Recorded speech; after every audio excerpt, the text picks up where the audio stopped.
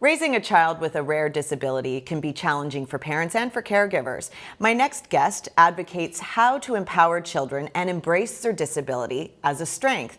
Joining me in the studio is Lindsey Mazza, a lawyer who's become a leadership wellness expert and disability advocate. Lindsey, you were born with Holt-Oram Syndrome, a rare genetic condition affecting your limbs and heart.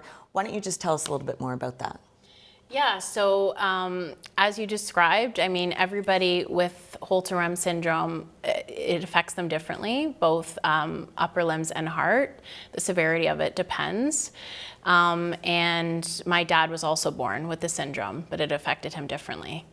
And so what was it like for you growing up and going to school and socializing?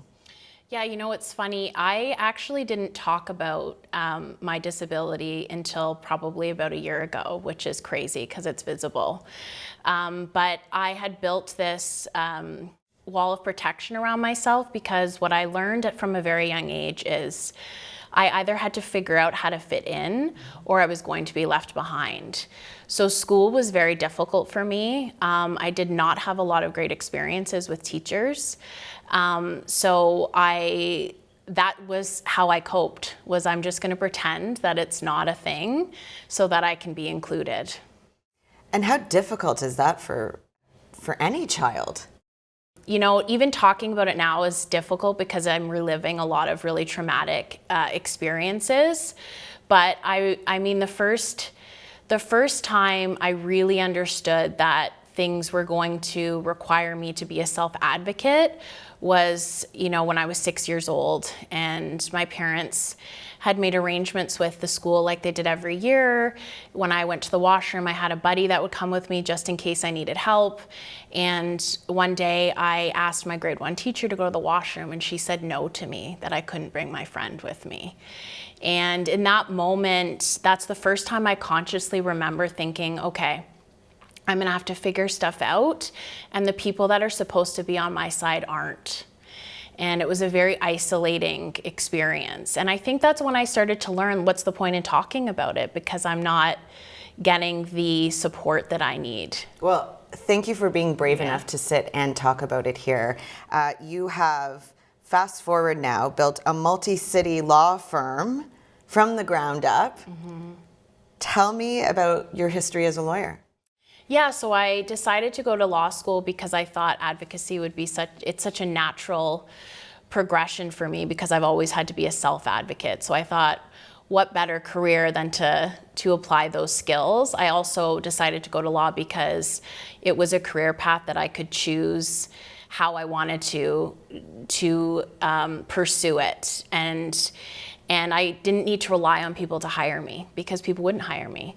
So, you know, the law school journey wasn't easy. I was denied accommodations to even write my entrance exams. And I got hired out of law school at a big firm. And then at the age of 28, I thought, I can't work in an environment like this, so I want to start my own. And I did that with business partners. And yeah, by 29, I was a partner, my own law firm. And we built it from this tiny little one room to multi-city over the last 9 years. And now you're using your voice to challenge misconceptions and about rare diseases, and really push for inclusivity. So what is your message really beyond resilience? My message is that the DEI conversation, in my experience, includes everyone but people with disabilities. We continue to be excluded, and it's mind-boggling to me because a disability is a category that every single person can fall into at some point in their life. We have an aging population, accessibility needs are increasing, so it's shocking to me that we're not paying attention to it. So my message is that don't call yourself inclusive unless you're paying attention to all groups of people, and we really need to expand the conversation. So what would true support look like for you? So, you know, for example, I've gone to conferences where they pride themselves on being inclusive and nothing's accessible.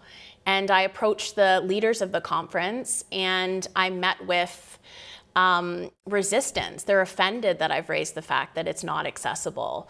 So what that looks like is include people with disabilities at the table, because you can't have a bunch of white people sitting around a table talking about racial issues, just like you can't have a bunch of people without disabilities sitting around a table talking about the impact. And so for those companies where there are so many that do say that they are inclusive, what maybe they don't know, what are next steps? Where do they reach out? Yeah, they don't know. I mean, a lot of it comes down to budgeting. I mean, I've reached out to a lot of companies and they kind of say, yeah, but you know, we've ticked the box. We have a woman, we have somebody that's not white. We're focusing on neurodiversity or gender issues. So there seems to be a lack of interest because it's not impacting their companies enough. But what I would like to say to people is the reason that's happening is because there's so many barriers to even get in. I think it's only 3% of lawyers even identify with having a disability. And when I tell you my journey, like I had barriers to even apply to law school. So that's the problem, is where if we're not making it accessible to even walk through the door, how are we going to expand? Wow. A lot of good information here. Switching gears a tiny bit, Yeah. you are competing in Speaker Slam's No Risk, No Reward competition on March 25th. How do you feel about that? Yeah, I'm excited. You know, I'm obviously nervous. I'm still working on my speech, but yeah, it's kind of one of those things that fell into my sphere, and I'm excited for the opportunity. Awesome. Well, I hope we can have you back to chat all about it after. I would love to. Well, thank you for joining me today. Thank you.